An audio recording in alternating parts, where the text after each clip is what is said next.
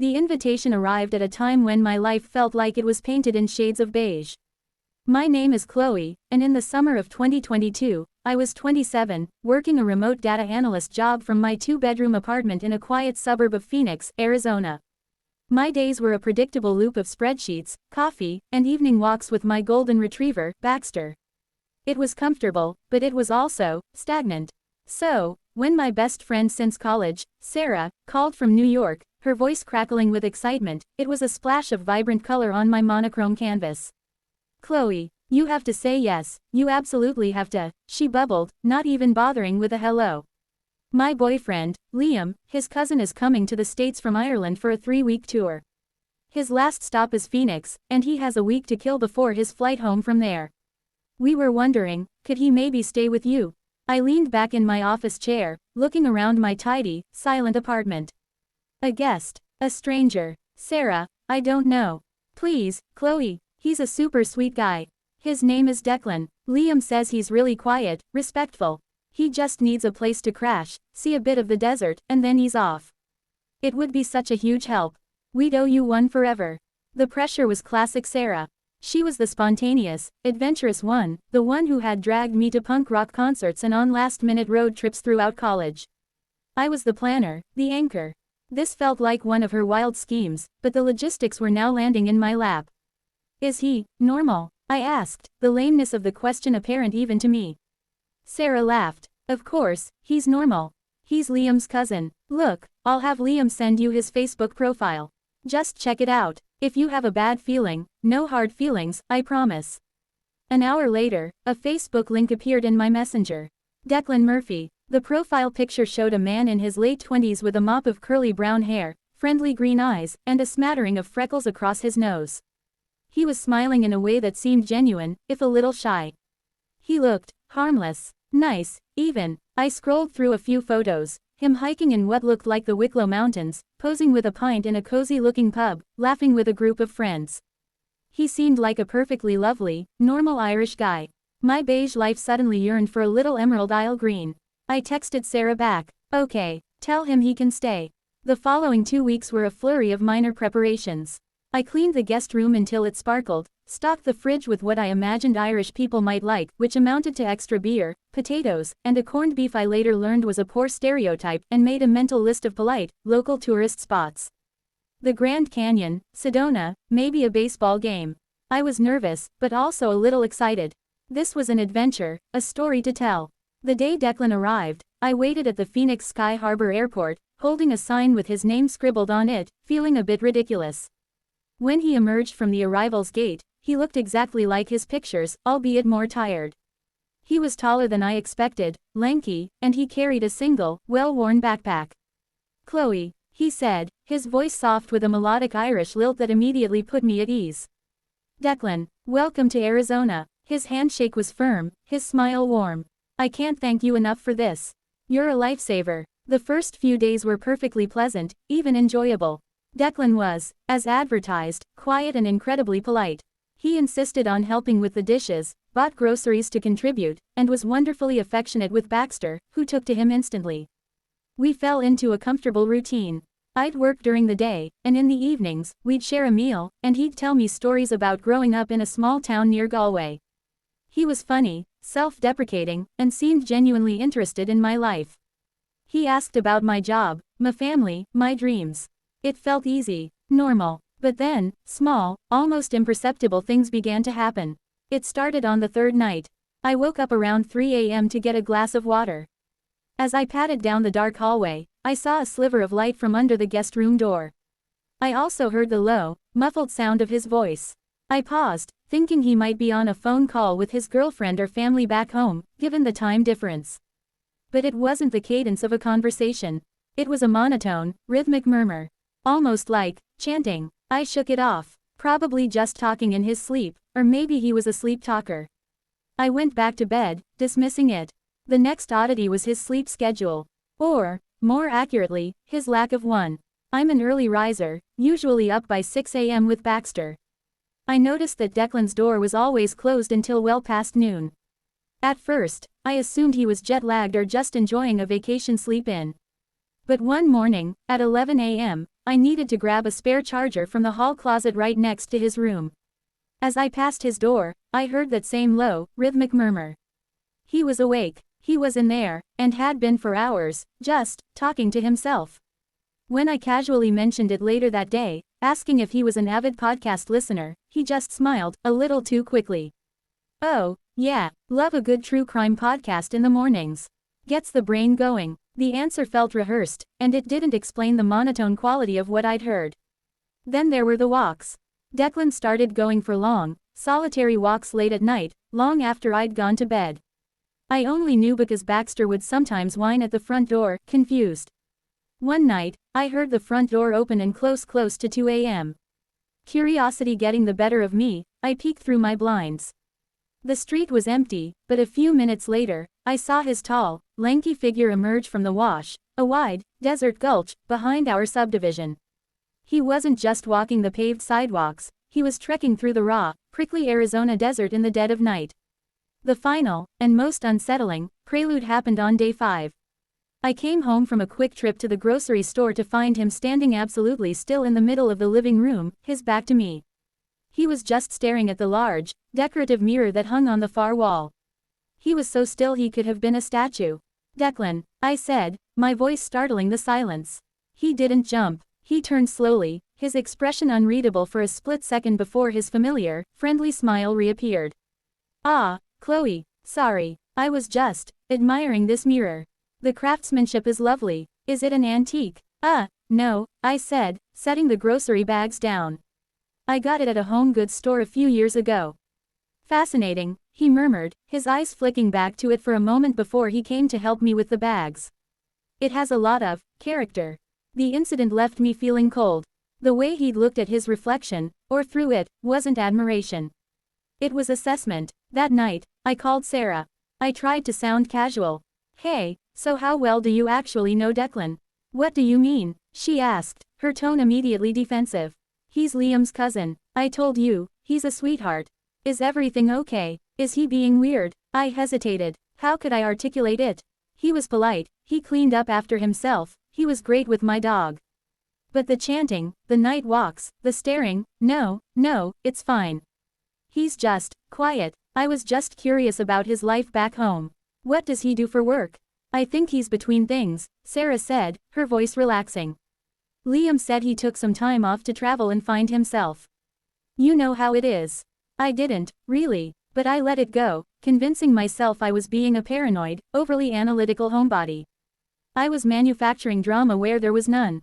The turning point, the event that shattered the illusion of a normal vacation, happened 2 days before he was due to leave. It was a Friday. I had taken the day off work, and we had driven up to Sedona to see the famous Red Rocks. The day had been beautiful, the landscape stunning. Declan had been his usual charming self, asking thoughtful questions about the geology and the history of the area. We hiked the Cathedral Rock Trail, and for a few hours, all my unease melted away in the face of such breathtaking natural beauty. We got back to my apartment around 8 p.m., tired, sun-kissed, and happy. We ordered a pizza, and I opened a bottle of wine. We sat on the floor of my living room, leaning against the sofa, the sliding glass door to my small patio open to let in the cool desert evening air. Baxter lay sprawled between us, snoring softly. It was the most relaxed I'd felt since he'd arrived. The wine loosened my tongue, and my guard came down. "You know, I was really nervous about you coming here," I admitted with a slight laugh. Declan took a sip of his wine, his green eyes watching me over the rim of the glass. "Were you now?" "Why's that?" "I don't know. Having a stranger in your space. I'm a creature of habit." This was outside my comfort zone. He smiled, but it didn't quite reach his eyes this time. "Comfort zones are cages, Chloe. Sometimes, you need to step outside them to see what's really there." "What do you mean?" I asked, taking another sip of wine. He was quiet for a moment, staring out at the darkening sky. "Back home, in Ireland, there are places, old places, where the veil between this world and the next is thin. My family, we've always been sensitive to it." A slight shiver went down my spine, but I chalked it up to the night air. "Sensitive how?" "We can see things, feel things. Sometimes, we can invite things in." The conversation had taken a sharp turn from the light-hearted banter of minutes before. The air in the room felt heavier, colder. "Invite things in," Like ghosts. He turned his gaze back to me, and for the first time, I saw a profound depth in his eyes that I hadn't noticed before. It wasn't shyness, it was a kind of ancient weariness. Ghosts are just one manifestation. There are other presences. Older. They attach to places, to objects, to people. They feed on energy, on silence, on loneliness. The word, loneliness, hit me like a physical blow. It was the unspoken truth of my beige existence. He had seen it, recognized it in me from the moment he arrived. "My family," he continued, his voice dropping to that same low, rhythmic murmur I'd heard through his bedroom door, "we don't just feel them. We act as anchors. Or, in some cases, as conduits. We allow them a temporary vessel, to sat their hunger, so they don't prey on those who cannot defend themselves." My heart was starting to hammer against my ribs. The wine felt sour in my stomach. "Declan, what are you talking about?" He didn't answer my question directly. Instead, he said, "That's why I take the walks at night. To find them. The lonely places here, in the desert, they are different from ours, but they are full of them. Hungry things. And your home, Chloe, your quiet, orderly home, it's like a beacon. So still. So empty." I stood up, my legs feeling weak. "I think you should stop talking now. I don't like this." He remained seated, perfectly calm, looking up at me. "You asked what I was doing. I'm telling you, I've been performing a cleansing. A protection. The chanting you heard, it wasn't for me. It was for you, for this space. Get out," I whispered, my voice trembling. "My flight isn't for 2 days, he said simply. "I don't care. Get out of my house.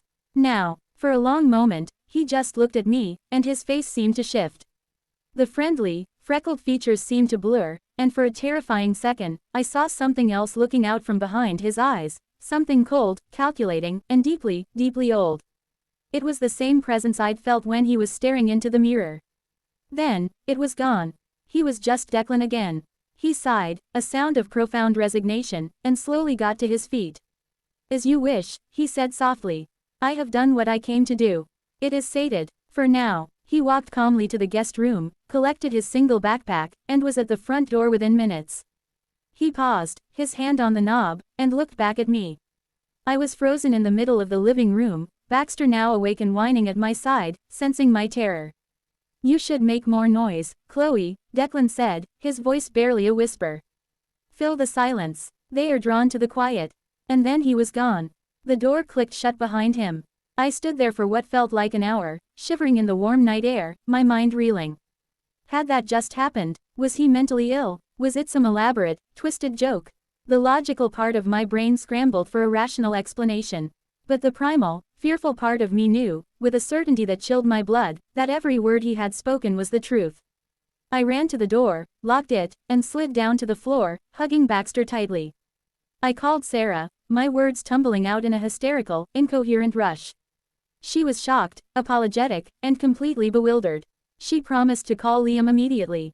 Liam later confirmed that Declan was indeed his cousin, and that there was a family history of what he diplomatically called eccentricity and old country superstitions. He said Declan had suffered a breakdown a few years prior and had been in therapy, but the family thought he was better. He was profusely sorry. Declan had apparently called them from a motel near the airport, saying I'd asked him to leave and that he was fine. He flew back to Ireland 2 days later, as scheduled. But the story doesn't end there. For weeks, I was a nervous wreck. I slept with the lights on. I played music or podcasts constantly, terrified of the silence he had warned me about. I had my apartment smudged with sage by a friend who was into that sort of thing, and I even talked to a therapist about the experience. Life slowly returned to a new version of normal. The sharp edge of fear faded, replaced by a lingering unease.